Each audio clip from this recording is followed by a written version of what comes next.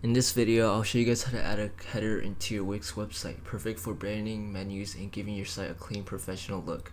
First, open your Wix editor and go to the top of your page. If your site doesn't already have a header section, hover near the top and click Add Section or Add Strip. From there, choose Header or any layout you like. Now customize it. Click on the strip and you'll see the option to pin the screen or Set as Header.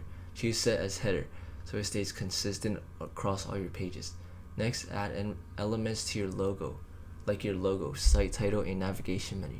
Click Add on the left. Then choose Text, Image, or Menu and drag them into the header.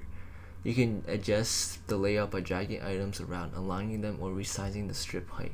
Make sure your header looks good on desktop and mobile by clicking the mobile icon at the top.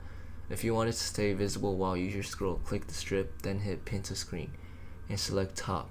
Once it looks perfect, click Preview to see it live, and hit Publish.